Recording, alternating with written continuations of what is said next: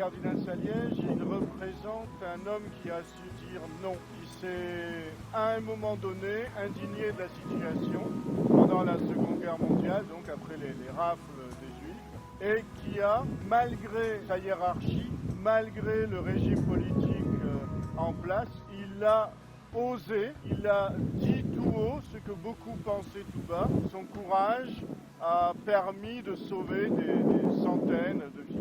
Pour moi, le cardinal Saliège est un héros au nom de sa foi, au nom de son humanisme. Il a su écrire l'histoire, il a su la transformer même. En fait, il s'est fait entendre et il s'est fait le porte-voix d'un message limpide qu'il fallait réussir à dire. Et en ce sens, il nous invite aussi à être des héros dans tous les sens du terme. C'est ça qui est assez extraordinaire avec Saliège. Il nous montre que parler, c'est déjà agir. Le retentissement local, pendant presque 6 mois, on a arrêté les rafles dans la région de Toulouse. Le retentissement national, c'est que les convois qui devaient partir de Drancy ont été retardés. Et ça a permis aux Juifs qui devaient partir soit de vivre plus longtemps, soit de s'échapper. Donc on a vraiment des conséquences très nettes. Et puis, par son action, il a fait en sorte que les catholiques entrent dans le jeu du sauvetage des Juifs encore plus qu'ils ne l'étaient auparavant.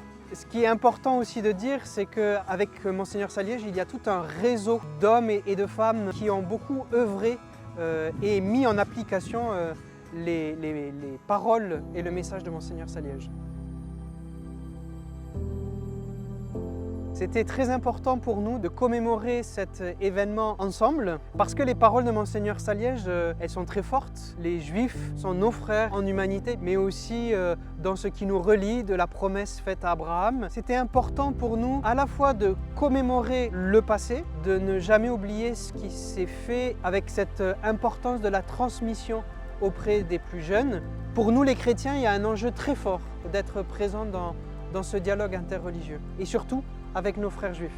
Oui, c'est à la fois un dialogue interreligieux et c'est un dialogue intercitoyen. C'est-à-dire qu'on a l'impression aujourd'hui de vivre dans une société. Chacun vit dans un îlot presque hostile à l'autre îlot. Et ce que nous montre Saliège et ce que nous montre cette période, c'est qu'en période difficile, protestants, catholiques, juifs, laïcs, tous ont été unis pour contrer le nazisme, pour sauver ceux qui ont besoin d'être sauvés. On peut être ensemble, on peut faire ensemble. Et le mot ensemble qui est parfois un peu galvaudé, ici il prend tout son sens. C'est un message d'actualité parce qu'il nous appelle à la responsabilité qui est une notion très importante. Et là, le message que nous délivre cette lettre, c'est ouvre les yeux, ne cède pas à l'indifférence. Le pire qui ne puisse nous arriver, c'est l'indifférence au prochain, au voisin, à celui qui est près de chez nous ou un peu plus loin. Ce que je trouve génial aussi dans cette lettre de Monseigneur Saliège, c'est sa phrase « Ils sont nos frères comme tant d'autres ». Cette finale nous ouvre une perspective très large. Ils sont nos frères comme tant d'autres. Et c'est qui ces tant d'autres?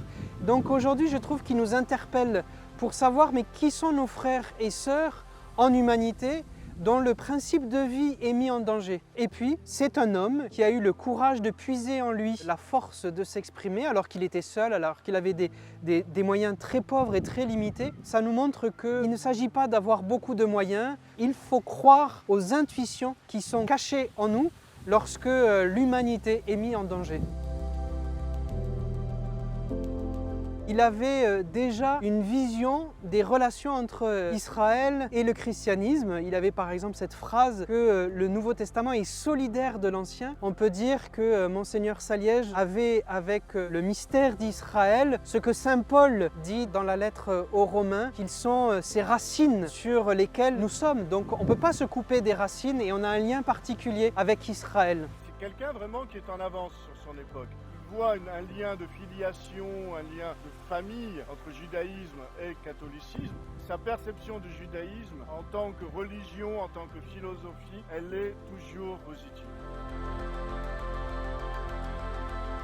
Je parlais tout à l'heure de Monseigneur Saliège comme un héros, je pourrais préciser comme un héros biblique. Et donc que Monseigneur Saliège, qui était paralysé, qui avait d'extrêmes difficultés à parler, que ce soit lui finalement qui ait une parole retentissante, c'est extrêmement prophétique, on peut dire. Ça nous interpelle parce qu'on a tous nos propres fragilités, handicaps, visibles ou invisibles. Cela ne nous empêche pas de porter un message. Autour de lui, ceux qui ont porté la parole, ceux qui ont mené l'action alors que lui était cloué à sa chaise roulante et ne pouvait pas parler, c'est le doyen de l'Institut catholique, de nos rois, Solage, le père Braun, mademoiselle Thèbes. Donc on a toute une équipe autour de Saliège. C'est un vrai chef, un vrai leader. Il y a quelque chose de grandiose en lui.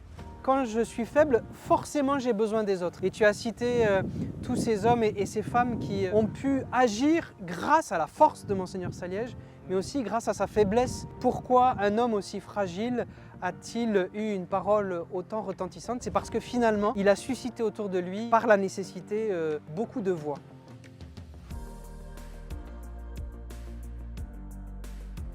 Effectivement, le cardinal Saliège va être nommé juste parmi les nations. Il est l'un des premiers en France à l'être. Un juste est une personne non juive qui a sauvé des juifs au péril de leur vie et sans rien attendre en échange. C'est exactement le cas de Monseigneur Saliège.